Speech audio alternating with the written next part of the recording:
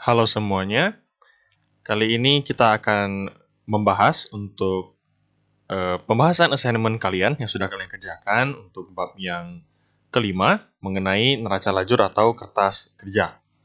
Oke, assignment yang bersangkutan itu di halaman 32 yang sudah kalian kerjakan, latihan 5.1.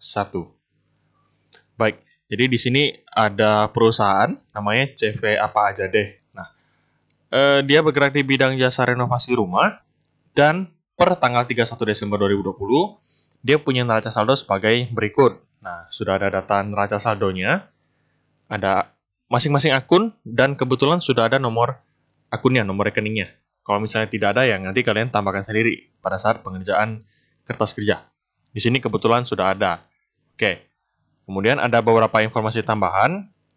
Nah, kalian diminta untuk bikin jurnal penyesuaian dan kertas kerja. Oke, jadi tahapannya ingat ya, pokoknya sudah ada neraca saldo, kalian bikin AJP-nya. Nah, setelah AJP itu harusnya neraca saldo setelah disesuaikan. Namun jika tidak diminta sama soal, ya tidak perlu. Dan kebetulan karena ini hubungannya dengan kertas kerja, jadi setelah jurnal penyesuaian kita bikin, kita langsung lanjut ke kertas kerja, seperti itu.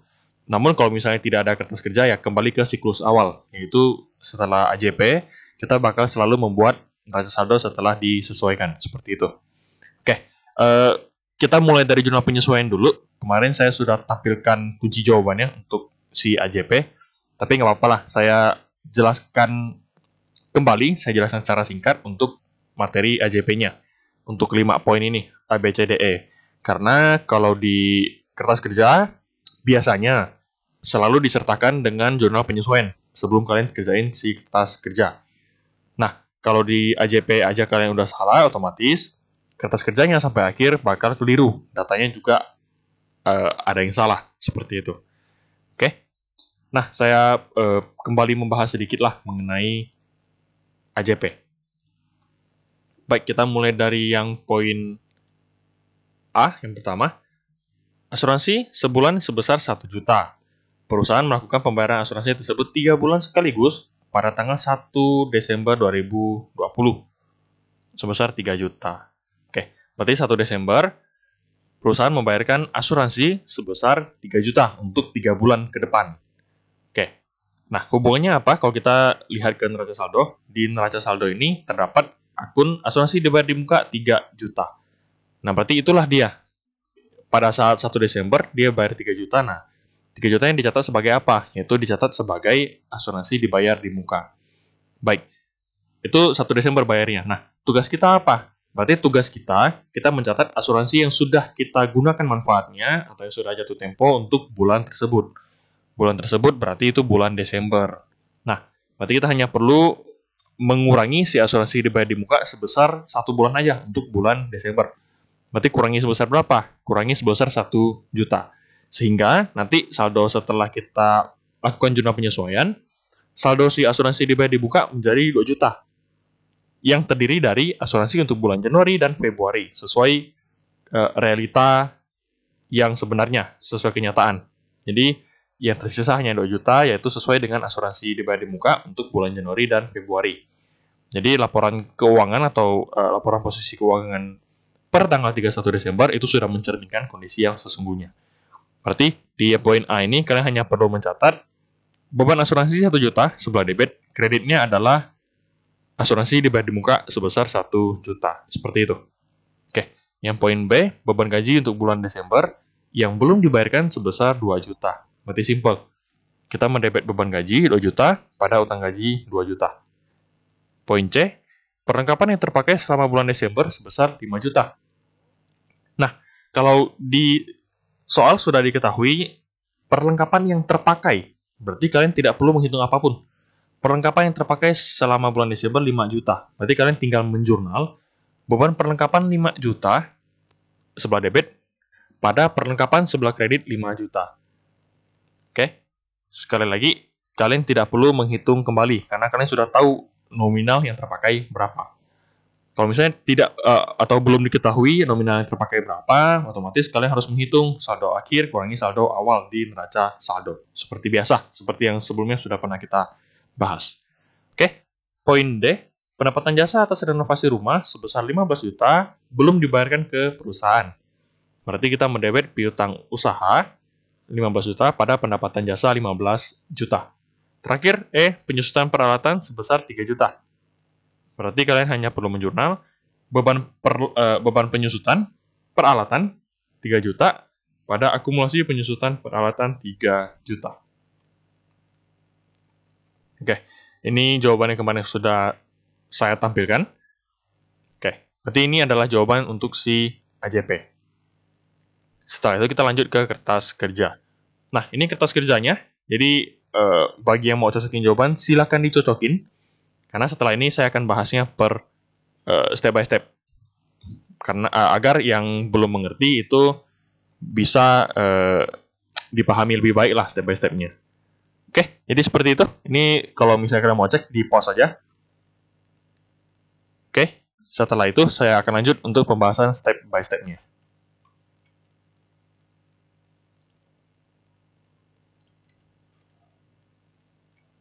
Oke, saya masuk ke Excel, jadi saya pakai step by step.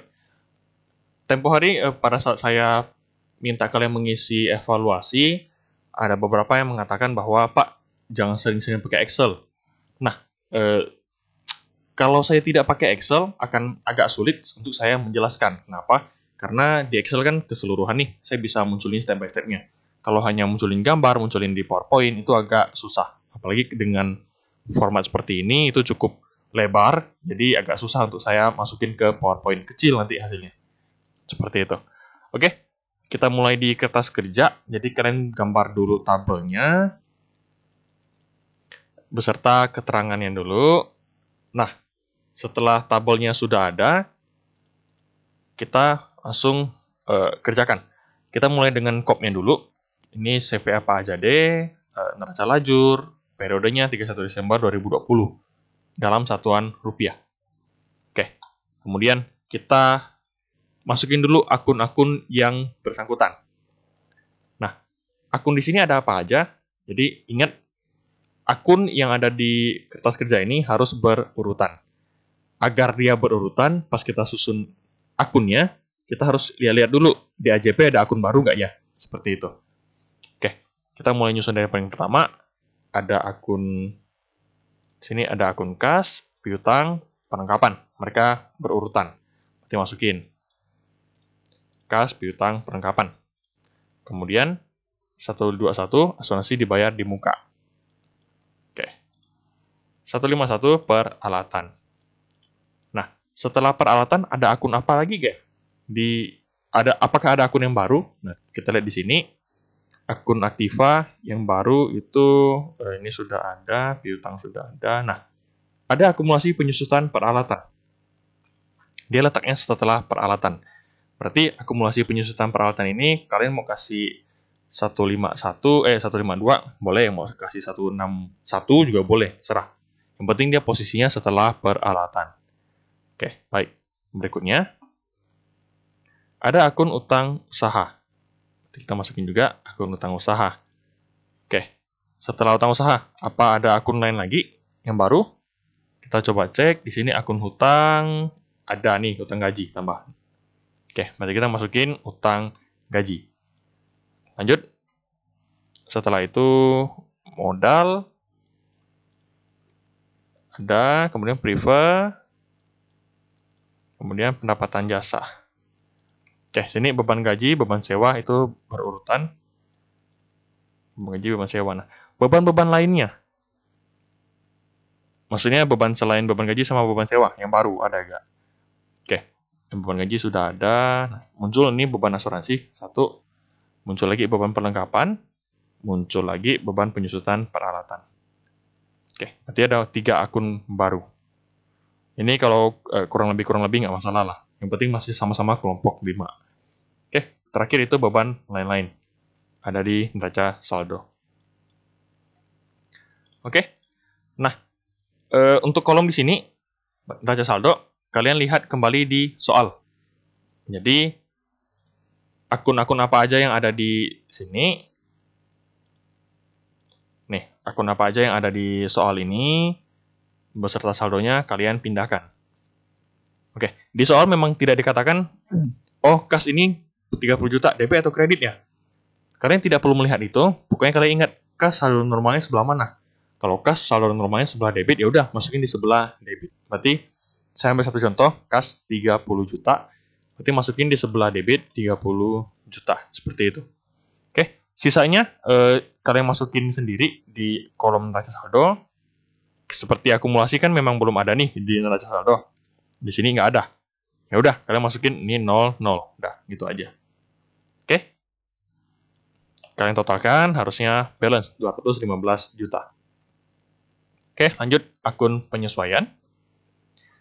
Kita lihat akun apa aja yang ada di penyesuaian. Contoh ini, kita mulai satu-satu aja. Beban asuransi 1 juta sebelah debit. Berarti cari beban asuransi 1 juta sebelah debit. Oke. Asuransi dibayar di muka 1 juta sebelah kredit. Berarti cari asuransi dibayar di muka, isi sebelah kredit 1 juta. Lanjut, beban gaji 2 juta. Berarti cari beban gaji, masukin di sini 2 juta. Oke. Utang gaji 2 juta sebelah kredit. Utang gaji 2 juta sebelah kredit. Oke. Beban perlengkapan 5 juta sebelah debit. Beban perlengkapan 5 juta sebelah debit. Perlengkapan ada 5 juta sebelah kredit. 5 juta. Piutang usaha 15 juta sebelah debit. Kemudian pendapatan jasa 15 juta sebelah kredit.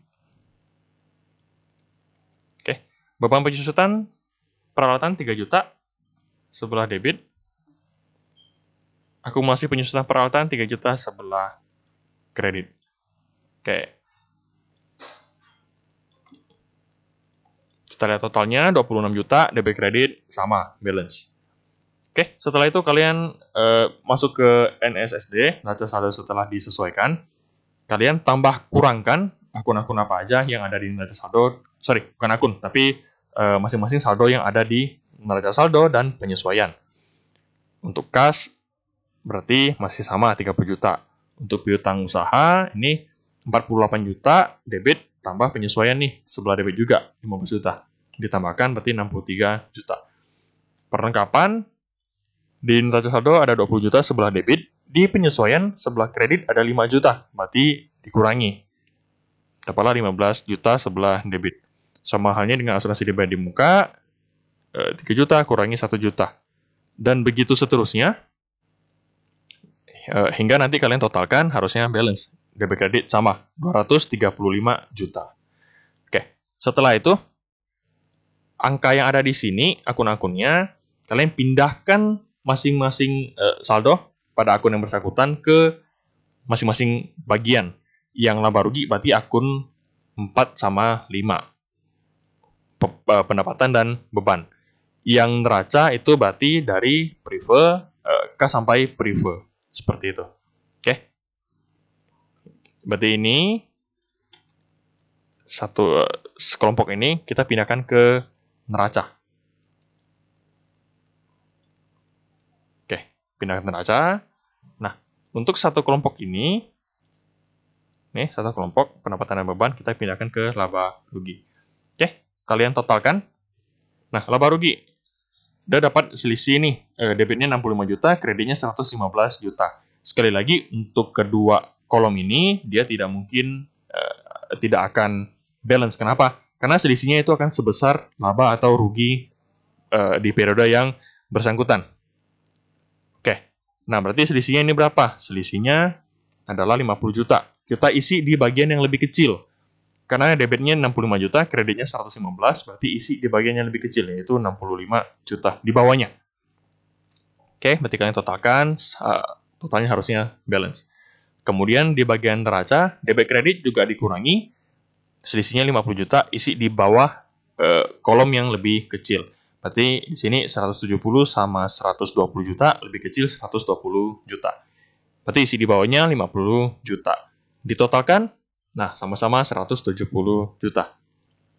Oke, Jadi seperti itu untuk pembahasan assignment kalian.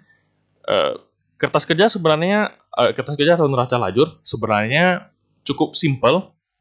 Jadi tidak perlu pemikirannya seperti apa, hanya saja dia memindahkan angka yang sudah ada. Oke, selama jurnal kalian benar, postingan buku besar kalian benar, jurnal penyesuaian kalian benar, nah neraca lajur itu hanya merangkum jadi satu. Jadi tidak ada cara berpikir yang bagaimana, itu tidak. Hanya merangkum jadi satu. Cuman kalau memang jurnal kalian salah, dari awal sudah salah, ya neraca lajur pasti ke bawah imbasnya. Pasti salah juga. Seperti itu. Oke, jadi itu aja untuk pembahasan assignment kita. Berarti sudah selesai pembahasan untuk latihan soal 5.1. Oke, jadi sekian pembahasan assignment kita untuk yang bab kelima. Saya harap kalian dapat memahami materi ini dengan baik, dapat diikuti dengan baik, dan seperti biasa jika ada pembahasan yang kurang dipahami, kurang dimengerti, silahkan ditanyakan ke saya, ke grup aja. Oke, jadi seperti itu. Semoga dapat dipahami dengan baik. Semoga tidak ada penjelasan yang agak-agak ambigu atau kurang jelas. Oke, saya akhiri videonya. Terima kasih.